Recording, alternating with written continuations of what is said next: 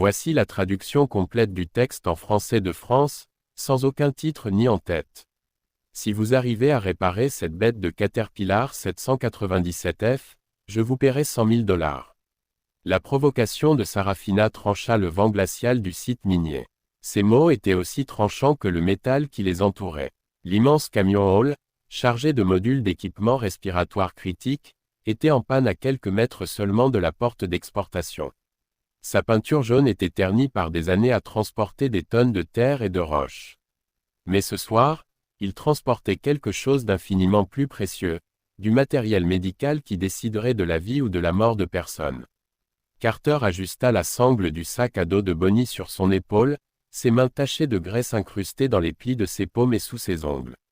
Ses yeux étaient rivés sur le compte à rebours qui brillait sur son téléphone.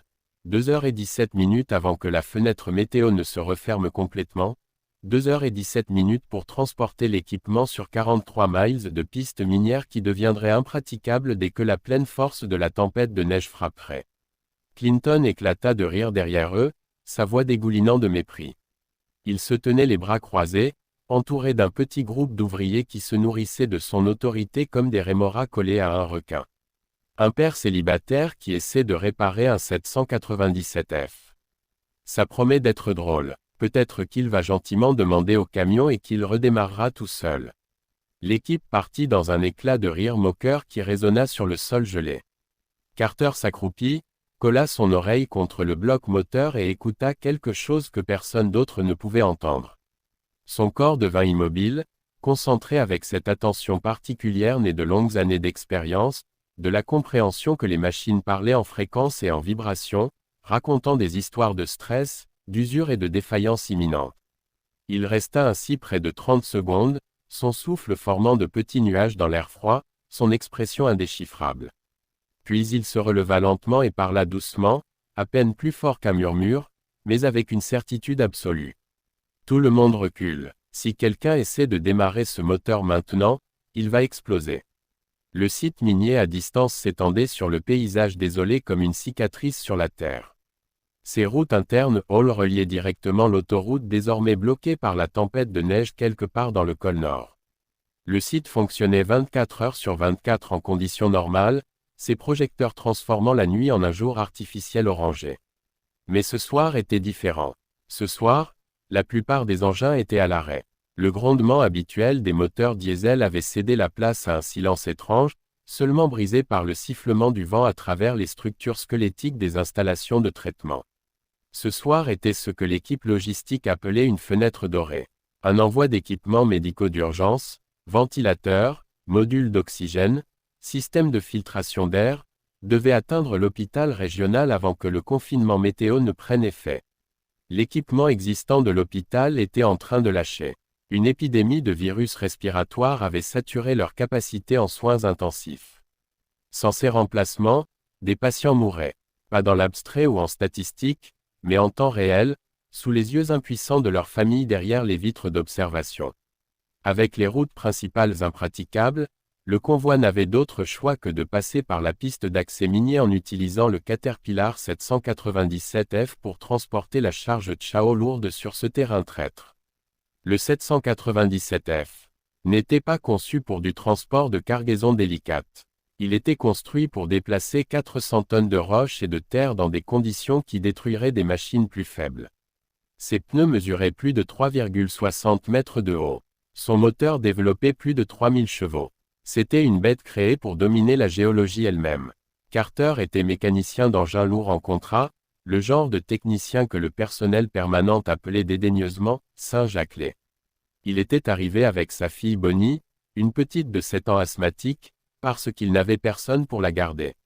L'école avait fermé tôt à cause du temps. La baby-sitter qu'il utilisait parfois avait une urgence familiale, alors Bonnie l'avait accompagnée, comme souvent, petite présence dans un monde de machines gigantesques et de travail dangereux. Elle était assise emmitouflée dans la cabine de son vieux pick-up, vêtue de son manteau d'hiver rose qui commençait à devenir trop petit. Elle serrait son inhalé dans une main gantée de mitaine. Ses yeux grands ouverts observaient les énormes engins se déplacer dans l'obscurité. Carter parlait peu. Il travaillait avec une précision méthodique qui frôlait l'obsession. Il portait les gants adaptés à chaque tâche, changeant entre gants isolants, gants résistants aux produits chimiques et gants anti-coupure selon ce qu'il manipulait. Il verrouillait les sources d'énergie dans l'ordre correct, suivant toujours les procédures de cadenassage, même quand les autres prenaient des raccourcis pour gagner du temps. Il se plaçait toujours au vent quand il manipulait du carburant ou des fluides hydrauliques, une habitude qui évitait l'exposition aux vapeurs toxiques. Ceux qui prêtaient attention remarquaient autre chose chez Carter.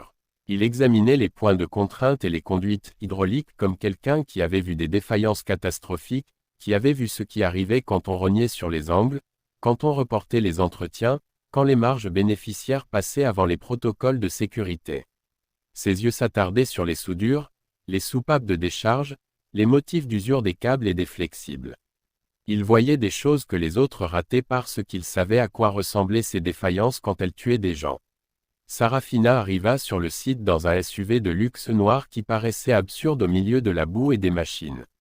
Le véhicule était immaculé, sa carrosserie luisait même sous l'éclairage industriel brutal.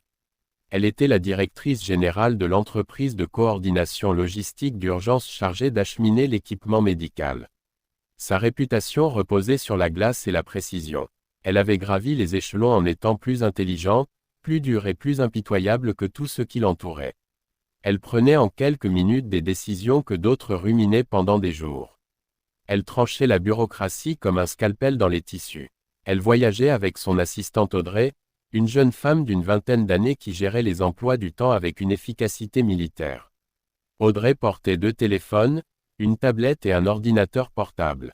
Elle pouvait sortir en quelques secondes des données de chaîne d'approvisionnement, des clauses contractuelles et des bulletins météo.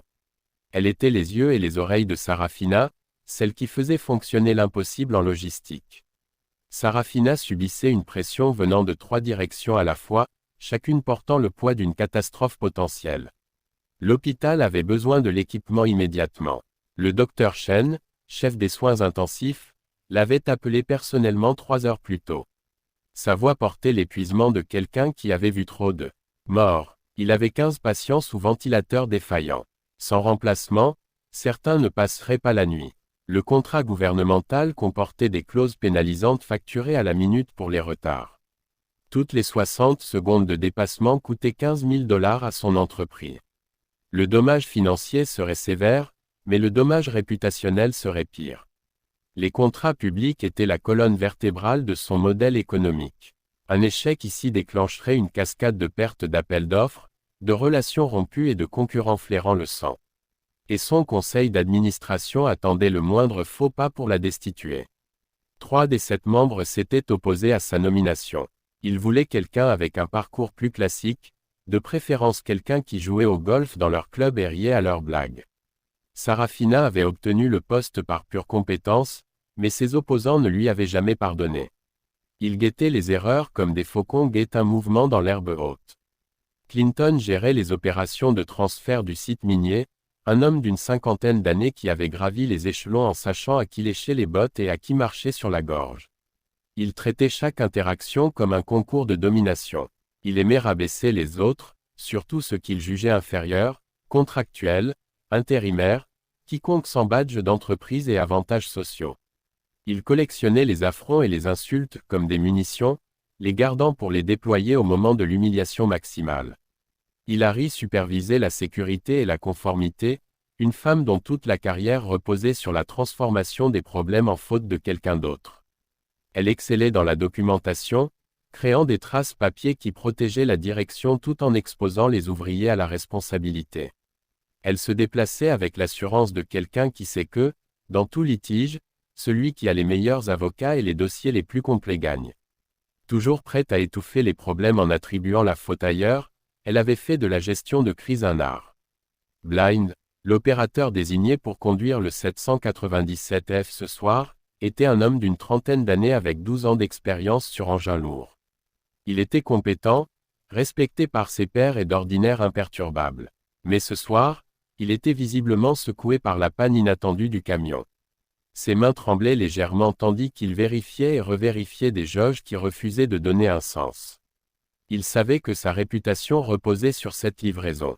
Un gros ratage et il deviendrait l'opérateur qui avait perdu le contrat d'équipement médical.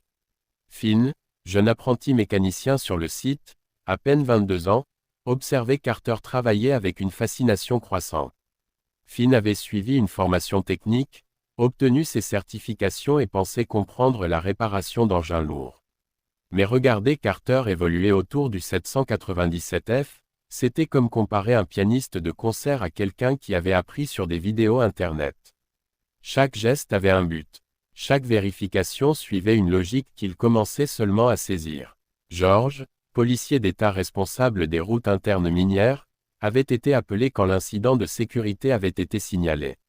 C'était un vétéran qui avait vu assez d'accidents industriels pour savoir que quand un gros engin lâche, les gens meurent de façon horrible. Il s'approcha de la scène avec la prudence de quelqu'un qui comprend que les sites miniers sont des endroits où la gravité, les machines et l'erreur humaine se combinent pour créer des veuves et des cercueils fermés. William, conseil juridique de Sarafina, attendait en stand-by pour les complications inévitables. Il était assis dans son bureau en centre-ville, surveillant son téléphone, entouré de livres de référence sur le droit des contrats, la responsabilité et la conformité réglementaire. Il avait déjà rédigé 3 versions différentes de communiqués de presse, chacune adaptée à un scénario d'échec différent. Son travail consistait à protéger Sarafina et son entreprise des conséquences juridiques et financières de ce qui se déroulait sur le site minier. Quand l'énorme Caterpillar s'arrêta net, Clinton s'assura que tout le monde l'entende. On n'a plus que Carter, mais c'est juste un père célibataire qui joue au mécanicien. Les mots étaient conçus pour humilier. Sarafina consulta sa montre, son expression figée. Je n'ai pas le temps pour l'échec. Le Caterpillar 797F se dressait comme un géant mécanique, ses pneus plus hauts qu'un homme, son moteur assez puissant pour déplacer des montagnes de terre. Maintenant il était silencieux et inerte, bloquant la seule route capable de sauver des vies. Sarafina marcha jusqu'à la base de l'immense camion, ses talons claquant sur le sol gelé, et regarda Carter droit dans les yeux. Si vous le faites tourner à pleine charge nominale, $100 000. Clinton transforma immédiatement l'offre en spectacle. Il appela l'équipe, commença à filmer avec son téléphone, le visage illuminé d'un amusement cruel. Regardons le père célibataire faire sa magie. Son ton suggérait que c'était du divertissement, pas une urgence. Carter ne réagit ni à l'argent ni aux moqueries. À la place, il posa une série de questions qui surprirent tout le monde. Quelle est exactement la nature de la charge? Y a-t-il des modules sensibles à la température? Quand a eu lieu la dernière maintenance planifiée des systèmes hydrauliques, électriques et des conduites de frein pneumatiques? Quelqu'un a-t-il accédé au compartiment de l'unité de contrôle électronique aujourd'hui? Sarafina ressentit un éclair de surprise. Carter ne devinait pas, ne fanfaronnait pas. Il diagnostiquait avec une précision chirurgicale. Il se dirigea vers le côté du camion, son nez captant une légère odeur âcre près du compartiment moteur. Il ordonna à Finn de désengager la charge, de caler les roues et d'isoler l'alimentation selon la séquence correcte.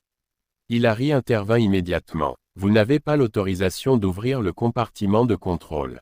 Cet équipement est sous surveillance réglementaire. La voix de Carter resta posée. Alors appelez les pompiers et faites-les se tenir prêts. Parce que ce n'est pas une simple panne. Un mouvement venant du pick-up attira l'attention de Sarafina. Bonnie entr'ouvrit la portière, sa petite voix appelant. « Papa !» Carter se tourna, son expression s'adoucissant l'espace d'un instant. Il lui fit signe de refermer la porte, lui passa un casque anti-bruit et lui montra la ligne de sécurité peinte au sol. Bonnie recula. Sa confiance en son père était absolue, même si la peur brillait dans ses yeux. Sarafina observa l'échange. Pour la première fois cette nuit, son masque de contrôle vacilla. Elle vit un père essayer de protéger sa fille tout en résolvant un problème impossible. Et elle reconnut quelque chose d'inconfortable dans cet instant, la vulnérabilité. La responsabilité, l'amour. Carter s'accroupit à nouveau près du bloc moteur, écoutant avec la concentration de quelqu'un qui lit une langue écrite en vibration et en chaleur. Quand il se releva, sa voix trancha le murmure de la foule rassemblée. Tout le monde recule. Si on essaie de démarrer le moteur maintenant, ça peut exploser. Les mots restèrent suspendus dans l'air gelé comme une sentence de mort. Le visage de Clinton s'assombrit de rage. Il bouscula plusieurs ouvriers et affronta Carter directement. 2 points. Tu gagnes du temps parce que tu n'y arrives pas. Finn, démarre le moteur. C'est un ordre. N'écoute pas un contractuel extérieur. Finn hésita, ses mains planant au-dessus des commandes. La pression du délai, le poids de l'autorité de Clinton et l'incertitude de la situation se heurtèrent. Il fit le mauvais choix. Sa main se tendit vers le contact. Le système électrique produisit un craquement sec, suivi d'un bref éclair d'étincelles près d'un faisceau de câbles et de flexibles hydrauliques.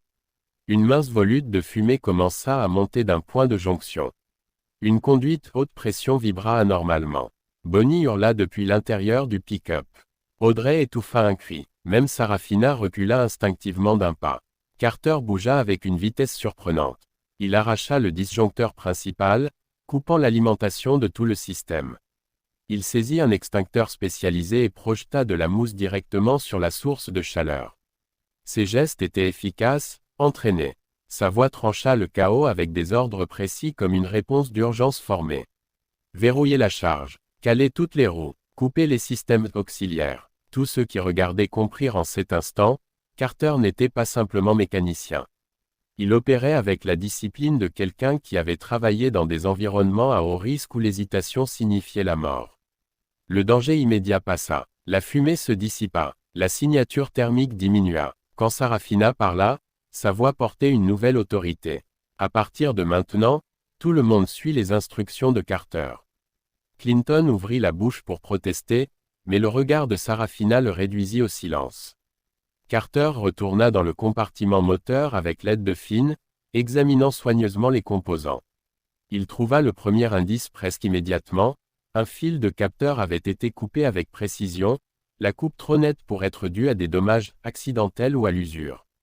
Puis il remarqua un boulon dans le boîtier de l'unité de contrôle électronique. Le pas de vis était incorrect, suggérant que quelqu'un avait ouvert le compartiment et l'avait refermé à la hâte avec ce qu'il avait sous la main. Carter se redressa et croisa le regard de Sarafina. Quelqu'un a saboté ce camion délibérément.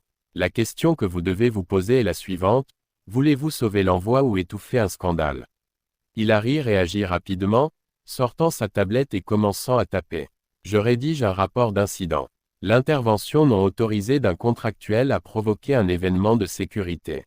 Elle commença à photographier les mains tachées d'huile de Carter près du compartiment de contrôle, construisant un récit visuel de la faute. Sarafina sentit l'attraction du pouvoir institutionnel. Audrey se pencha et murmura le calcul. Si l'incident peut être attribué à une intervention non autorisée d'un contractuel extérieur, l'entreprise de Sarafina évitera la responsabilité pour les défaillances d'entretien. Mais si Sarafina défend Carter, elle devra affronter sa propre équipe dirigeante, son conseil d'administration, et peut-être les médias. Carter trancha les manœuvres politiques avec une simplicité brutale. Je peux réparer ça, mais il faut verrouiller le site immédiatement et préserver toutes les images des caméras. Si vous ne le faites pas, demain matin je serai en prison pour quelque chose que je n'ai pas fait. Sarafina regarda Bonnie, toujours blottie dans le pick-up, ses petites mains pressées contre la vitre. L'enfant était terrifié. Le père se tenait entre sa fille et une machine capable de les tuer tous, et il ne demandait rien d'autre que les quitter.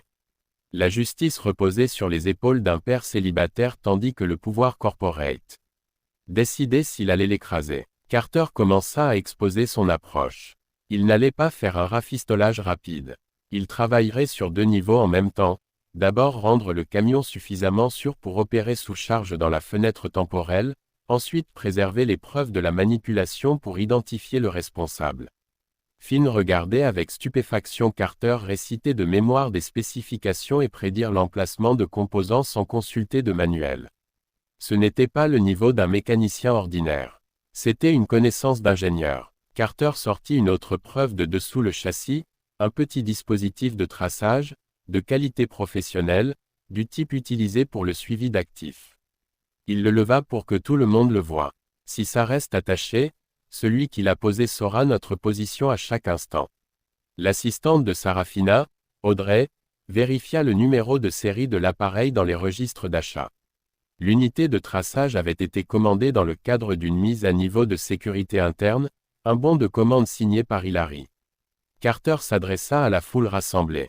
Je n'ai pas besoin des 100 000 $. La phrase tomba comme une bombe. Tout le monde avait supposé qu'il ferait n'importe quoi pour une telle somme. Clinton éclata même de rire, persuadé qu'il s'agissait d'une tactique de négociation.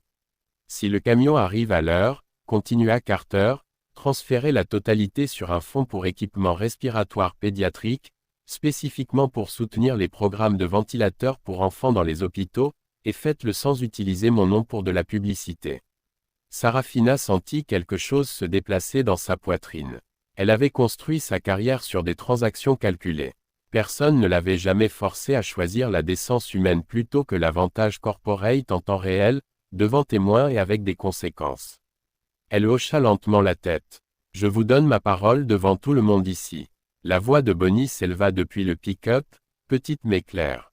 « S'il vous plaît, ne défiez plus mon papa. » Sarafina marcha jusqu'au pick-up et s'accroupit près de la vitre. « Je suis désolé, ma chérie. » Carter retourna au 797F et s'adressa directement à Flynn. « Maintenant on fait ça dans les règles. Chaque étape, une seule erreur et on meurt tous. » Le moteur démarra avec un grondement profond qui vibra dans le sol gelé. Le Caterpillar 797F reprit vie, mais l'oreille entraînée de Carter capta une irrégularité dans la résonance harmonique. Le problème n'était pas totalement résolu. Il insista pour un essai contrôlé dans la cour minière, vérifiant la réponse des freins, la pression hydraulique et la répartition de la charge. La première application des freins révéla le second problème, la distance d'arrêt du camion était plus longue que la spécification.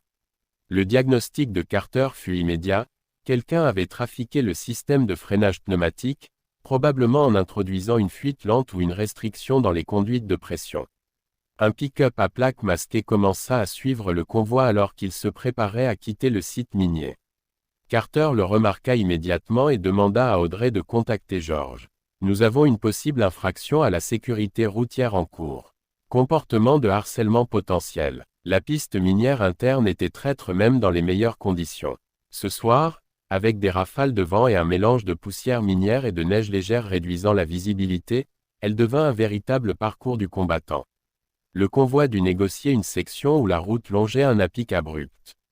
Carter contacta Flynn par radio avec des instructions précises. Vitesse constante. Ne freinez pas, brusquement. Utilisez le frein moteur et une réduction progressive pour contrôler la descente. Flynn suivit les consignes, les mains tremblantes. Le pick-up suiveur passa à l'action, jetant un morceau de métal qui heurta l'une des roues de support du 797F. Flynn vit la scène et cria. Carter avait anticipé une forme d'attaque. Il avait déjà repéré une zone de dégagement offrant une position défensive. Il dirigea le convoi vers cet endroit. Une fois le camion temporairement sécurisé, Carter passa en dessous à nouveau. Il travailla à une vitesse incroyable, Flynn lui passant les outils en succession rapide. Sarafina se tenait dans le vent, tenant la main de Bonnie, protégeant l'enfant du pire du froid. Ce n'était pas le genre de choses qu'une directrice générale faisait habituellement, mais rien cette nuit n'était habituel. Carter extraya un composant de l'ensemble freinage et le leva. Ce n'était pas du sabotage amateur. C'était planifié pour provoquer un accident mortel. Sarafina commença à assembler les pièces. Audrey confirma que l'achat du dispositif de traçage avait été autorisé par Hillary. Les archives montraient que Clinton avait constamment poussé à reporter les entretiens planifiés pour réduire les coûts. Le schéma se dessinait. Sarafina sentit le poids de ses propres décisions. Elle avait validé des coupes budgétaires qui reportaient les calendriers d'entretien. Elle avait priorisé les résultats trimestriels sur les marges de sécurité. Carter la regarda et parla avec une précision dévastatrice. Une signature dans une salle de conseil peut devenir un cercueil sur une route. Mais Carter ne transforma pas son jugement en arme. J'ai juste besoin que vous fassiez le bon choix cette fois. Sarafina eut du mal à respirer normalement. Pour la première fois depuis des années, elle affronta le coût humain des décisions corporate abstraites. George appela avec de nouvelles informations, ses équipements avaient détecté des interférences de signal le long du trajet.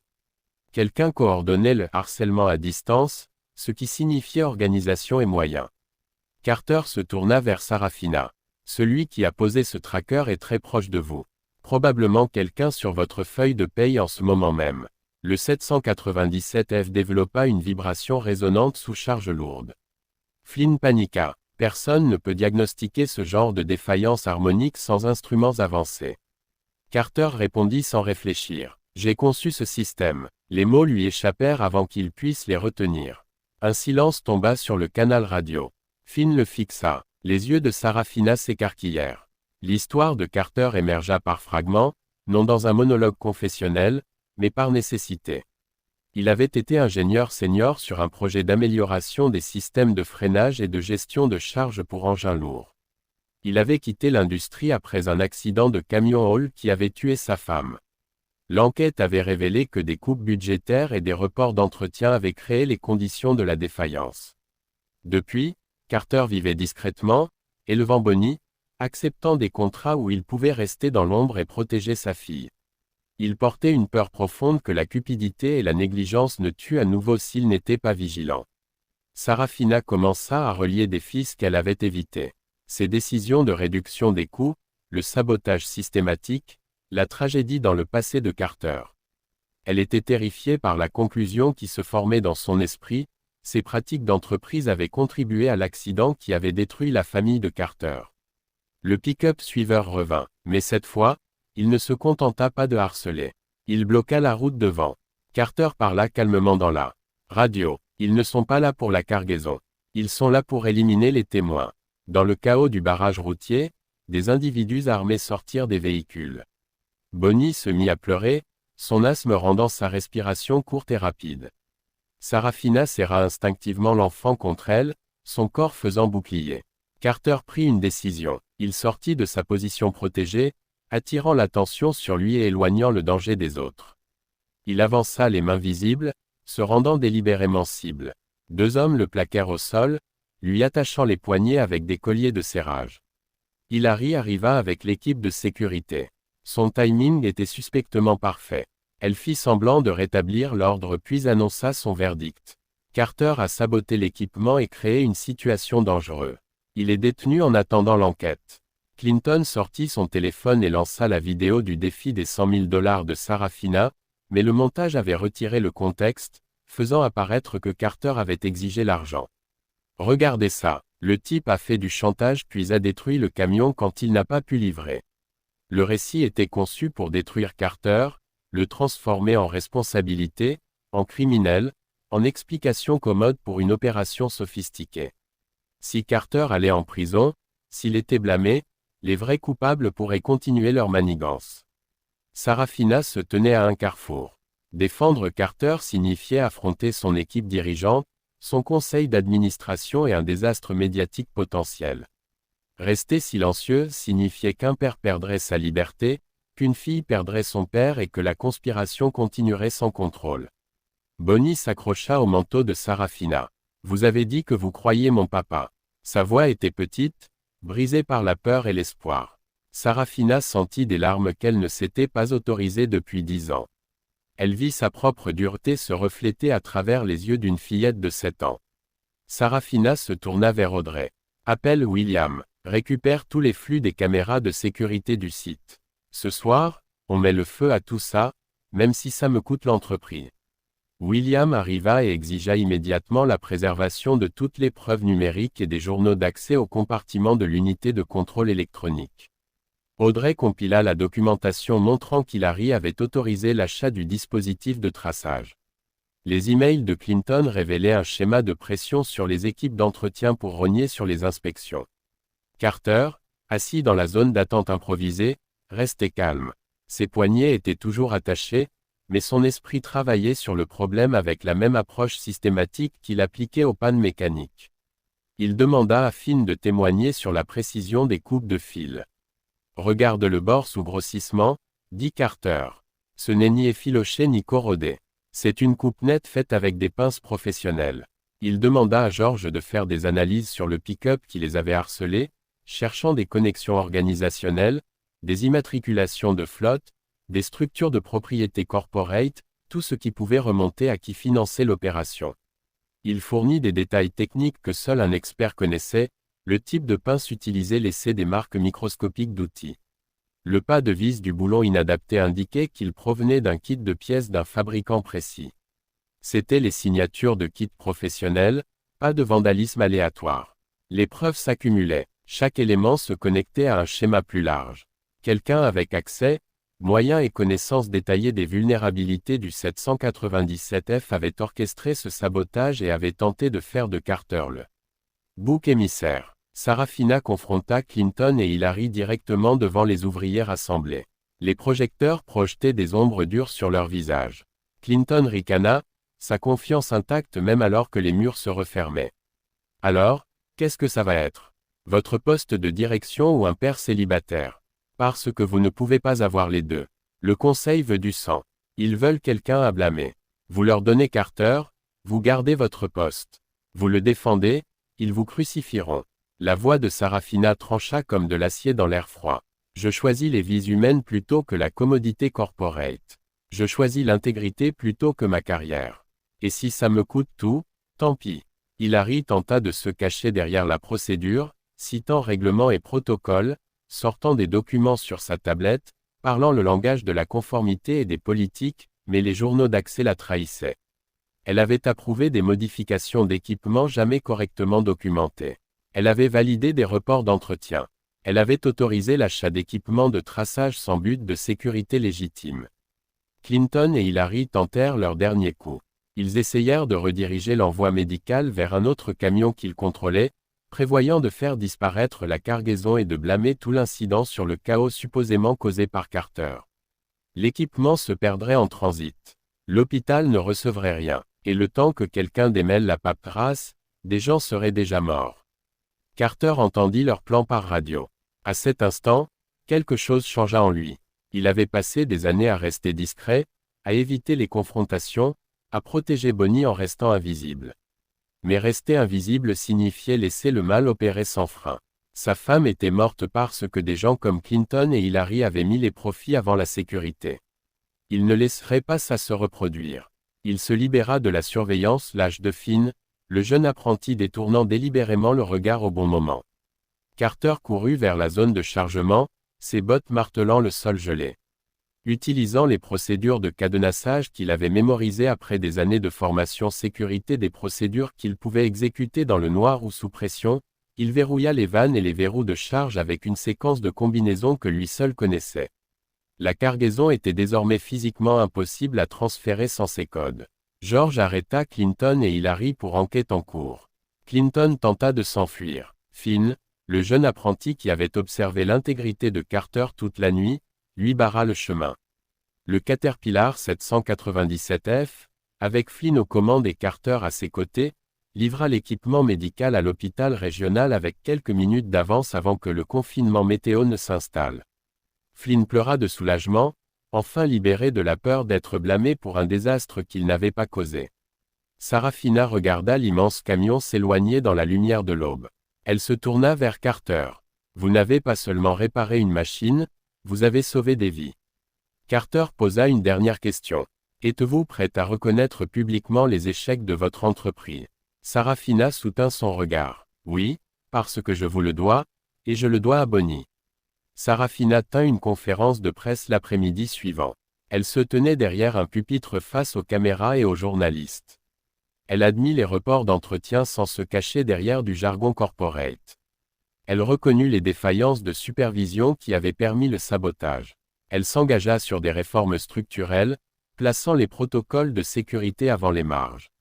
Bénéficiaire, elle annonça des audits de sécurité immédiats sur tous les équipements, la création d'un comité de sécurité indépendant avec droit de veto, et la mise en place d'un programme de protection des lanceurs d'alerte. Son conseil d'administration entra dans une fureur noire, menaçant de poursuites et exigeant sa démission. Mais les preuves rendaient le déni impossible. Clinton et Hillary faisaient face à des accusations criminelles. Si le conseil essayait maintenant de faire de Sarafina le bouc émissaire, ils apparaîtraient complices. Les 100 000 $ allèrent exactement là où Carter l'avait demandé, financer des équipements respiratoires pédiatriques pour des communautés défavorisées. Le don fut public, mais le nom de Carter n'y fut pas attaché, respectant sa demande. Bonnie tenait le reçu du don dans ses petites mains dans leur appartement. Elle lut les mots lentement, puis leva les yeux vers Carter avec une compréhension au-delà de son âge. « Mon papa a réparé un gros camion pour que les petits-enfants puissent respirer. » Carter s'agenouilla et la serra dans ses bras, la voix chargée d'émotion. « C'est exact, ma chérie. C'est exactement ça. Carter fut blanchi de toute accusation. On lui proposa un poste de consultant technique en sécurité avec autorité pour faire respecter les protocoles de protection des travailleurs. Il accepta avec une seule condition contractuelle, protéger les gens qui font le travail. Ne pas en faire des boucs émissaires quand quelque chose tourne mal. Sarafina s'agenouilla au niveau des yeux de Bonnie sur le parking de l'hôpital 3 jours plus tard. Le soleil matinal transformait la neige en diamant. Merci de m'avoir rappelé de tenir mes promesses, Bonnie. La petite fille la regarda sérieusement. Mon papa dit que les promesses sont importantes, surtout quand elles sont difficiles. Les yeux de Sarafina picotèrent de larmes. Ton papa a raison, et c'est un homme bien.